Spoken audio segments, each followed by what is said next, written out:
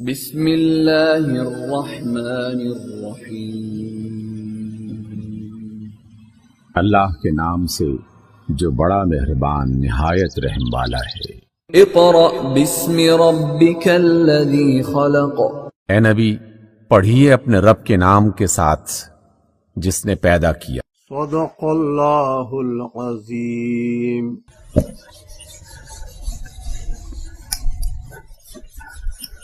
جہاں پر حمزہ میں زیر ہے،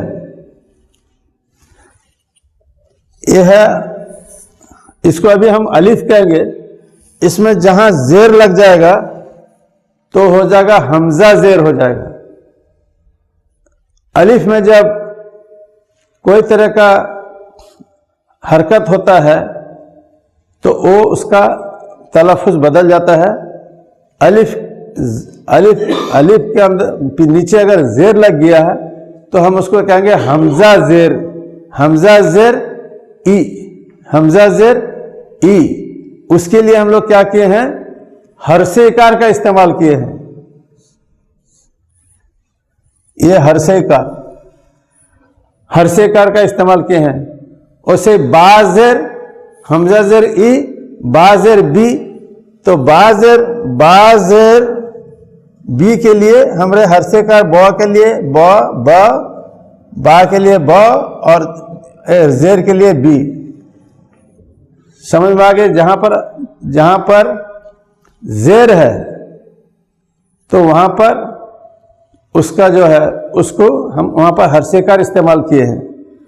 آگے چل کے ہم جب پڑھیں گے تو اور خلاصے سے آپ کو سمجھ میں آ جائے گا۔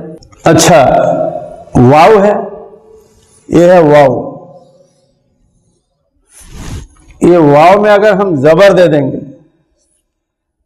واو میں اگر ہم زبر دیے تو اس کے لیے ہم کو کیا پڑھا جائے گا؟ اس کو کیا پڑھا جائے گا؟ اس کے لیے ہم لکھتے ہیں کیا؟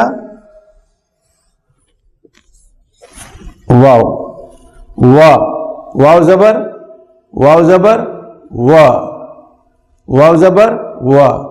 تو ابھی ہم نے او کے نیچے ایک بوفڑ دے دیے تو اس کو ہم لوگ پڑھیں گے وا۔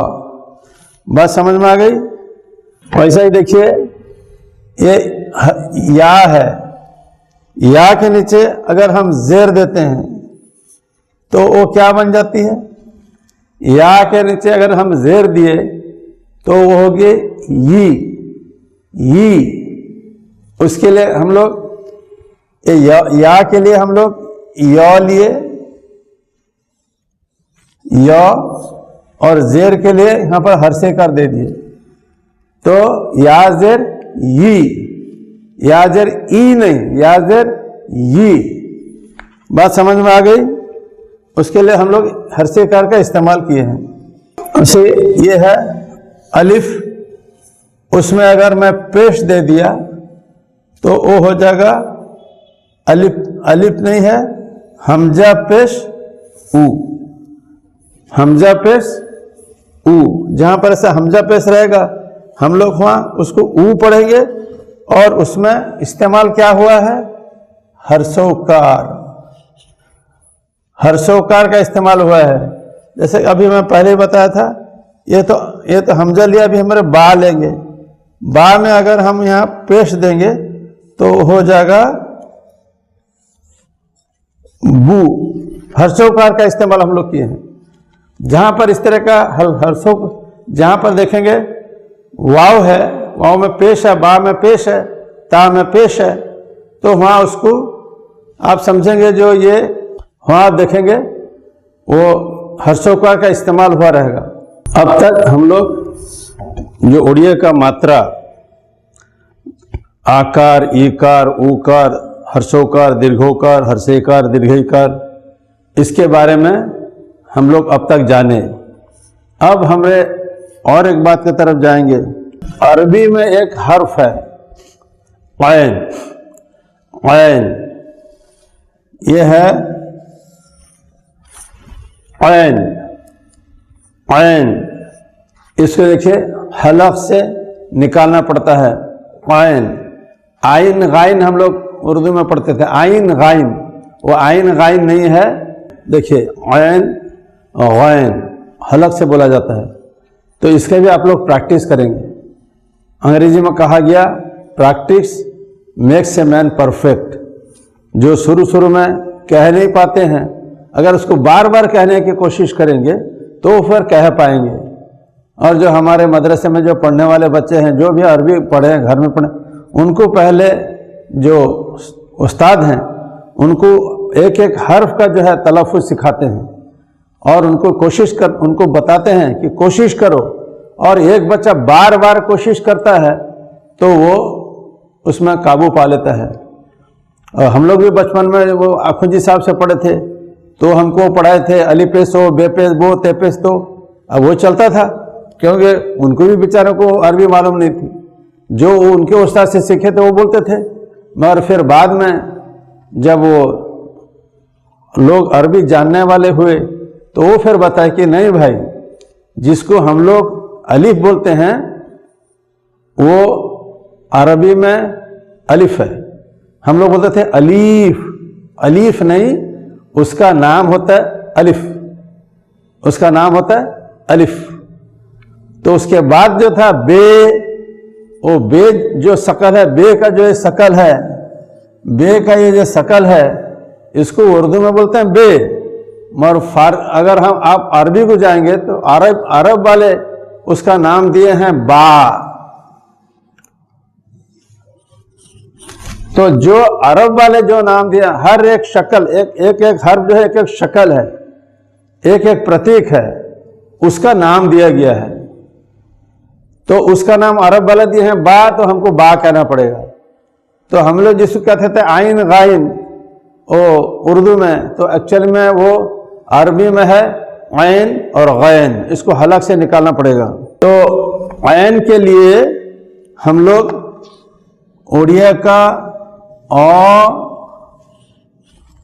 اور اس کے نیچے ایک نقطہ لیے ہیں.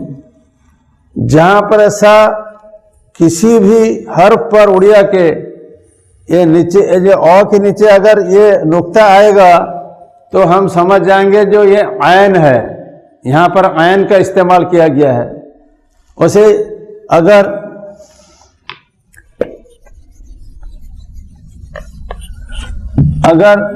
ہرسئی ایک ہرسئی ہے اور اس کے نیچے نقطہ ہے تو ہم یہاں سمجھیں گے جو یہ عین کا استعمال ہے مگر عین زیر ہے. عین زیر کے لیے ہم لوگ کیا لیے ہیں ہرسئی کے نیچے ایک نقطہ لیے ہیں. عین زیر کے لیے ہرسئی کے نیچے ایک نقطہ لیے ہیں. جہاں پر آپ دیکھیں گے ہرسئی کے نیچے ایک نقطہ ہے آپ سمجھ جائیں گے یہ عین زیر ای ہے. عین زیر ای.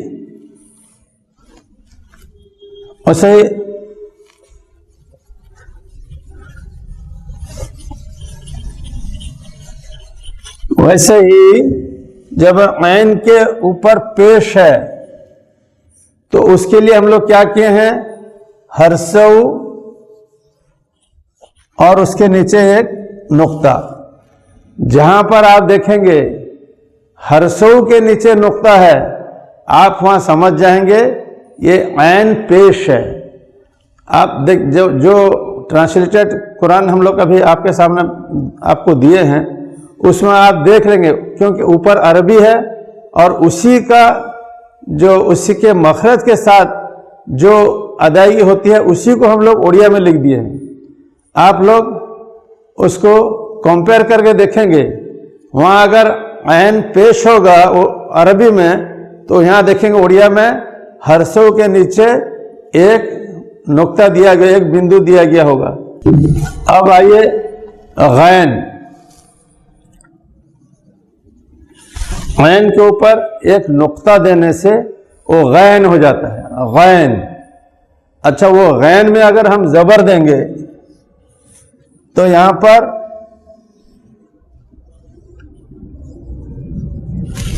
گو کے نیچے ایک نقطہ دیتے ہیں تو اس کا تلفظ ہم کیسے کریں گے گو نہیں بول کے غو کہیں گے. تو چونکہ غائن کے اوپر جو ہے زبر ہے اس لیے ہم لوگ اس کو گو کے نیچے ایک نقطہ دے کے چھوڑ دیے, یہاں پر کوئی طرح کا ماترا کا استعمال نہیں ہوا ہے. جہاں پر آپ دیکھیں گے خالی گو اس کے نیچے نقطہ رہے گا, آپ سمجھ جائیں گے یہاں غائن زبر غا ہے, غائن زبر غا, غائن زبر غا. اب اسی غائن کے اوپر ہم اگر پیش دے دیں گے, اسی غین کے اوپر اگر ہم پیش دے دیں گے تو اس کا تلفظ کیا ہوگا؟ غو. وہ غین تھا, پیش دے دیے تو وہ حرکت کر گیا, اپنے جگہ سے وہ ہل گیا, اور اس کو کیا پڑھا جائے گا؟ غو. تو یہاں پر ہم نے گو کے نیچے نقطہ اور حرف اکار, گو کے نیچے نقطہ اور حرف اکار تو ہو گیا غو. غو جہاں پر ایسا غو لکھا گیا رہے گا آپ سمجھیں گے یہاں غائن پیش غو ہے. اسی طرح کا غین کے نیچے اگر ہم زیر دے دیں گے, غین کے نیچے اگر زیر دے دیں گے تو وہ کیا ہو جائے گا؟ غو میں حرف کار آ جائے گا. غین کے نیچے اگر ہم زیر دے دیں گے تو غو اس کے نیچے ایک ڈاٹ اور اس کے نیچے اس کے اوپر کیا ہے؟ حرف کار. تو غی جہاں پر ایسا دیکھیں گے جو گو کے نیچے نقطہ ہے اور اس کے اوپر حرف کار ہے تو وہاں پر آپ سمجھیں گے یہاں غائن زیر غی ہے, غائن زیر غی. بات سمجھ میں آ گئی؟